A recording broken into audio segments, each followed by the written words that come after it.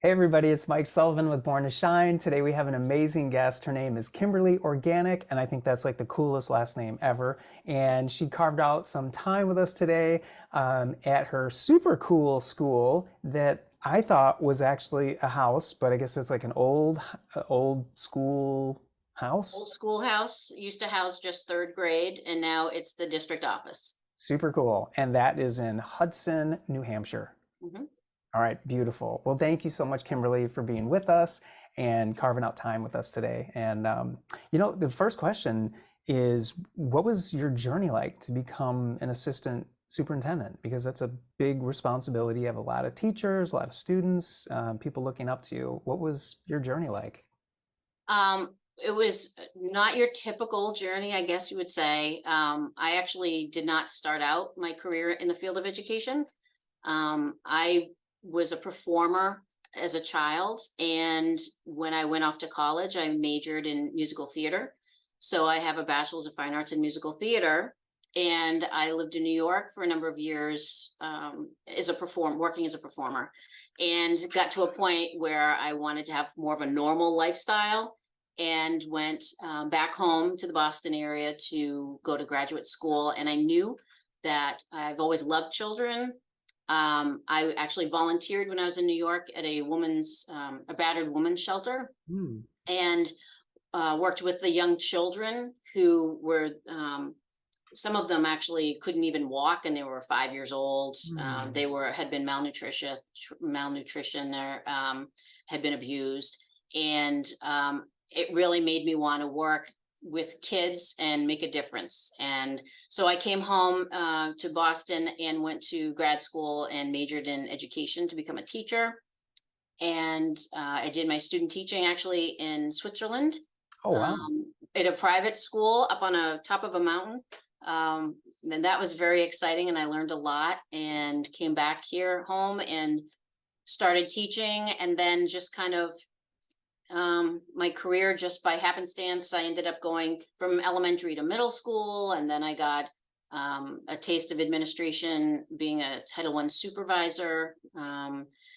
And then I became an assistant principal, and then a principal. And then my husband and I, he's a teacher, music teacher, and Oh, we cool. decided to move to Florida back in 2015, and took our young girls and went down there. We were there for 5 years, and I worked in a school district down there as a director of elementary curriculum and professional learning. I was promoted to executive director of curriculum and professional learning. And then after we'd been there about 5 years, we moved back home, because all our family was up here in New Hampshire, and our mom's, getting up there in age. Hmm. So we came back, and I was hired here in Hudson to be assistant superintendent. That's Um, awesome. What a so cool. I'm not I've been in education for, 20, a little over 20 years, but I didn't start out in education, which a lot of my colleagues, straight out of college with their bachelor's degree, went into being a teacher. So I have a little different spin, I guess, on my outlook. Yeah, well, I think that's really cool, and it kind of, I'm sure you have a lot of unique points of view to share from that different background, right? Instead of coming from the world of education, you were coming from the world of performing, the performing arts, and I think it's awesome. Okay, so two questions immediately came to mind when you were sharing Switzerland. Is the chocolate better there, Toblerone, or is it about the same as Amazing. Hershey's? Okay, it's better. No, it's not Hershey's. Okay. All right. And then what kind of performing arts did you do? I'm just curious. Were you an actress or were you? Yeah, musical theater. So I loved the old classics like Rodgers and Hammerstein, Hmm. Laurie in Oklahoma. I did some performing for PBS across the country with live shows that promoted children's programming, Oh, educational cool. program like Sesame Street. I'd Yeah. be on stage with Big Bird or No whoever. way. Yeah, You have that? Do you have footage? We got to float that in here. I That's don't, I don't. that's so cool. But that was kind of the first steps into, more of an education in performing arts that led me into, that was at the end of my performing career when I ended up changing into education. Okay, super cool. You are the first assistant superintendent I've ever met that has had a gig with Big Bird. That's like the coolest thing ever. Sesame Street. That's amazing. Sesame, Arthur. One time we did a show and Arthur's head fell off. Oh, wow. So it was in Oh, front of King about Arthur. That's 5,000 right. people. King Arthur, right? The king. Oh, that's amazing. No way. That's Arthur great. the Aardvark. Arthur the Aardvark. Okay, sorry. For some reason, I It's a went from kid's Sesame show. Street to Mr. Rogers. I just did a flipperoo right there. Yeah. Wow, that's so cool. Unbelievable. Okay, well, I had no idea you were a movie star. Oh man. But the second question is, when you were K through 12, was there anything that you struggled with? Because for me, it was anxiety and depression and ADD, OCD. I had A through Z, and I really struggled. And it took time to, find the right teachers and right counselors, and then the right even counselors outside of school just to get help. So I'm curious if there is anything that you may have struggled with when you were a kiddo. Oh, absolutely. I would say, for one, I was always a type A personality. So I was a perfectionist. I put a lot of pressure on myself. Always an A student. Always had to, but actually even now I'm in a doctoral program and I'm starting to learn I don't have to get an A in my Mm, classes anymore. I'm right. working so hard. I'm like, well, why? I mean, I need to learn the material, but why am Mhm. I putting that added stress on myself? And that's what I did as a young child. Just naturally, nobody put the pressure on me. It wasn't by my parents or anything like that. I just automatically wanted to be the best, got to, get the A. um, the fact that I was a performer as a child, I got a lot of attention in school from the adults. One time in third grade, I was in a show, Hansel and Gretel, and the whole third grade came to watch. So then there was some jealousy amongst some Mm, of my, especially female mm, fellow students, because they mm. felt I got too much attention. I did some modeling. I was Little Miss New Hampshire a long, long time ago.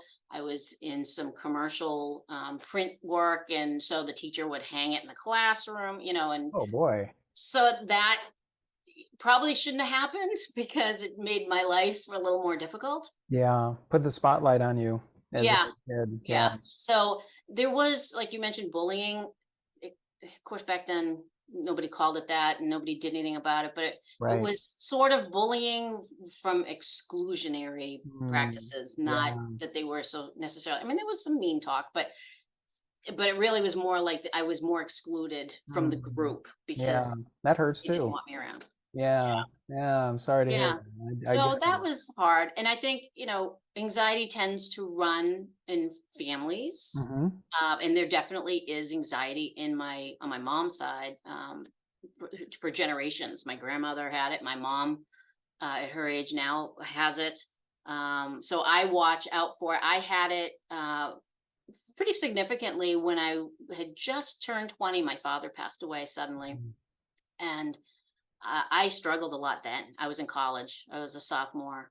And I struggled a lot. I had done my freshman year at NYU, and then I came home. He had passed, and I was kind of bouncing around. I went to one college the next year, and then I finally finished my last 2 years in another college, but I wanted to be home. I Yeah. didn't want to be away. I mean, I was very close to him. So yeah, I had a lot of anxiety around that. So it just kind of culminated, I think, between the anxiety I had growing up and the pressures I put on myself. And then my father passed, and it just kind of had a major impact on me at that point in my life. I'm so sorry. Yeah, those are all the things that everyone that's listening or watching this now can relate to, having some type of event in their life or other things that we're building over their childhood that when it all comes together, that can be really dramatic. So Mm. I'm sorry you went through that. And thank you for sharing that. Who were some people, just out of curiosity, that helped? I mean, for me, with the depression and anxiety, it was a great therapist that really helped. And just having a really loving mom and a great pastor at church. And there were just a lot of people and coaches and friends. Who was kind of your support, if there was a person that really stands out?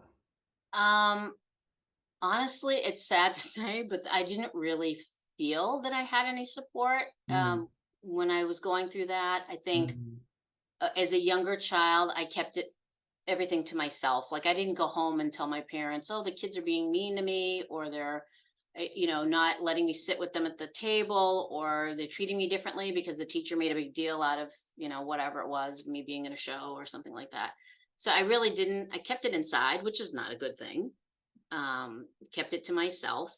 And then, I'd say, well, after my father passed, I did go for counseling, to try to deal with that, to try to deal with anxiety. And um, it was, it was okay. I could have used somebody better.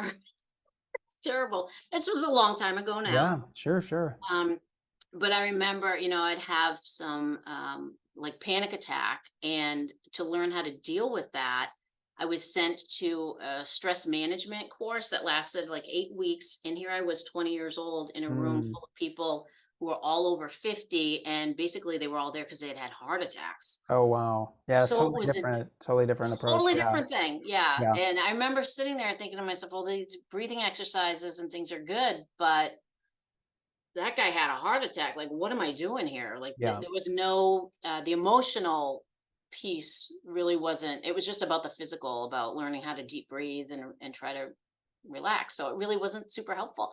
So Mhm. really, it wasn't until I was in my 20s and I was, reading about it myself. But yeah, I mean, I kind of was my own support, I Mm. guess. Yeah.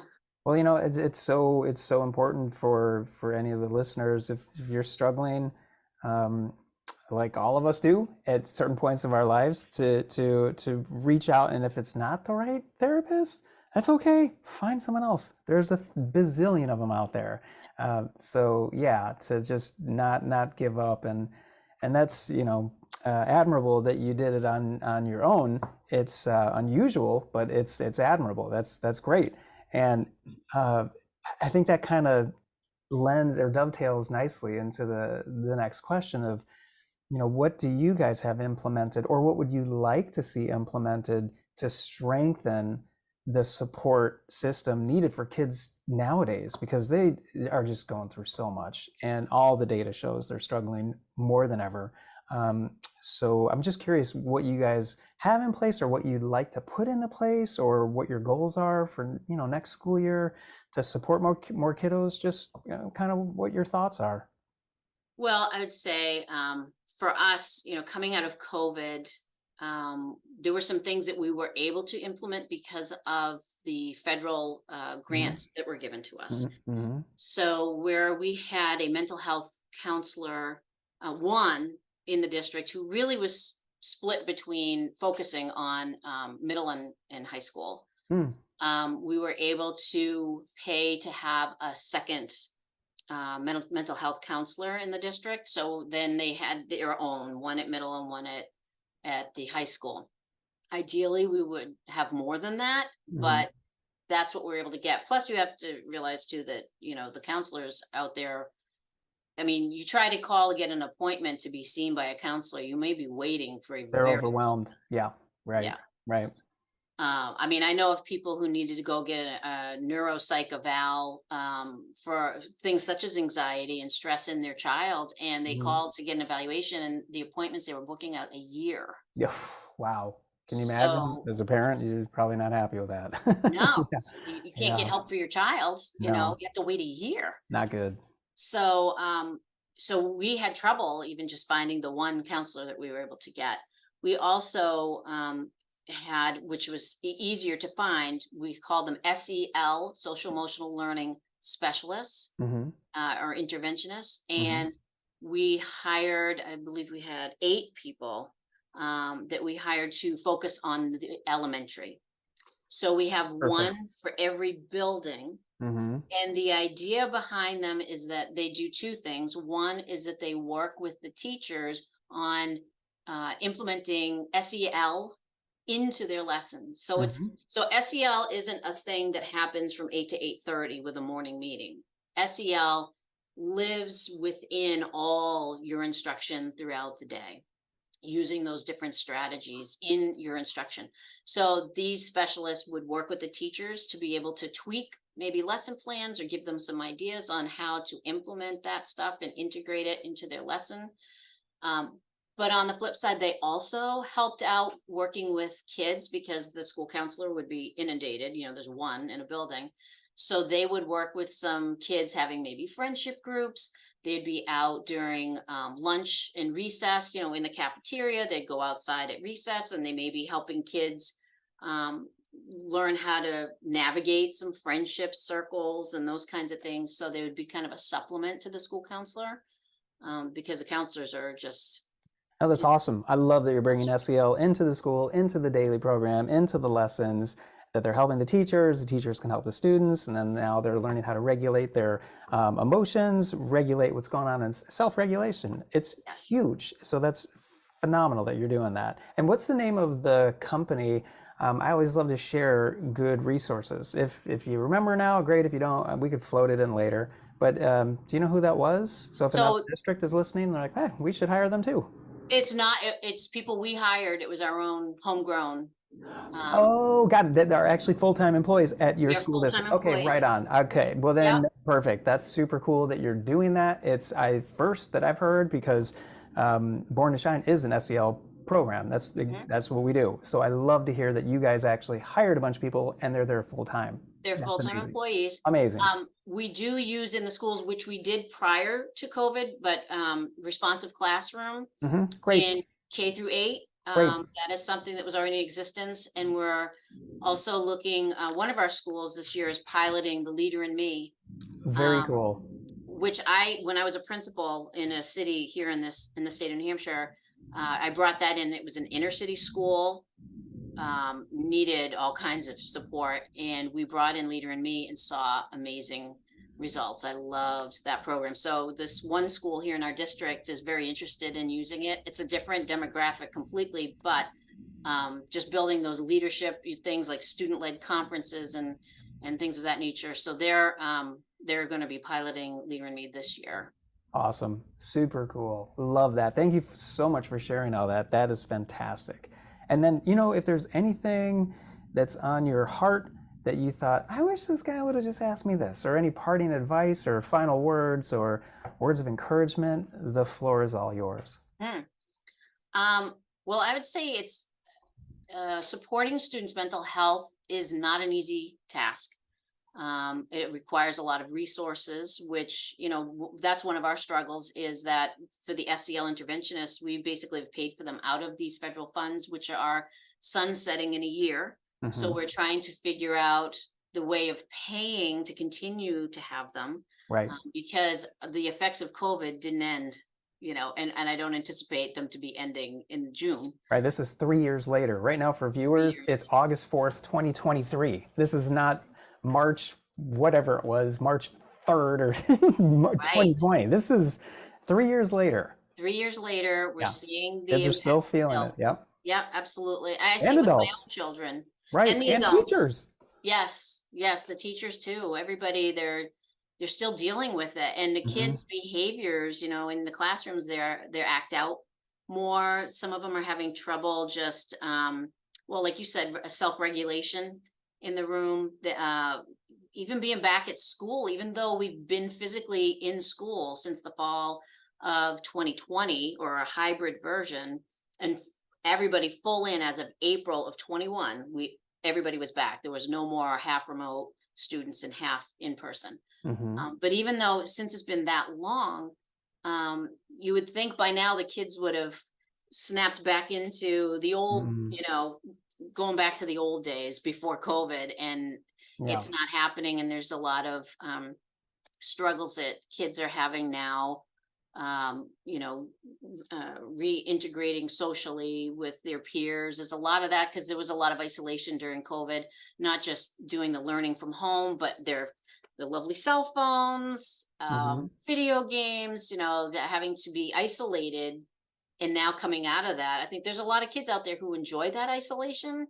It's easier than socializing with your peers. So let's face it, certainly at the middle school level of all, in high school, it can be very challenging to just kind of navigate the social scene, and being able to stay within um, and isolated like that is appealing for some kids. So it just makes things more difficult. And you see a lot of kids struggling with their mental health statewide. Suicide rate um, it's really scary. So one of the things too that we're looking at is trauma informed care training for our teachers, because teachers' jobs have changed. They're psychologists now. Yeah, but they need to recognize at least the signs, and then to Yeah, get the students to a professional psychologist. So yeah, teachers have a absolutely. lot more now. It's more than teaching. They're really taking care of the whole student, not They just their really are. intellect, but their emotional intelligence as well. So Absolutely. yeah, yeah. Yeah. And God I bless think teachers. They're amazing. it's a My mom tough was a job. teacher. I love teachers. So Yeah, and it's not what it was. I know, it's changed a lot since I was in the classroom too, and yeah. it's a tougher than ever job. Um, and we certainly appreciate all that our teachers do and try to support them as best we can. And it's just really hard. Yeah. Um, but I think too, knowing what students need, I think we need to really speak to the kids a lot, because Hmm. it's great to say, well, prescribing things that this is what we need to do and this is how we should do it here in our school district, but really talking to the kids, finding out what their needs are. Even the little ones, they Hmm. know to Yep. some extent, they They sure know do. what we should be doing to help support them. So Hmm. it's really a lot about listening more than telling people what to do or directing things, just finding out from teachers and students what it is that they need, and then figuring out how we can make that happen some way or other. Kimberly Organek, thank you so much. I love this podcast episode and everything you shared. I feel your heart. I feel your heart in what you do. You obviously love kids. Your husband loves kids, and he's helping them musically. And you guys are helping them with their social emotional learning skills and self-regulation, and just helping them to have a safe space where they have a voice and they can open up and share what they need. So I just so appreciate you, Kimberly, and thanks for sharing your wisdom and your experience with us. Sure. Thank you.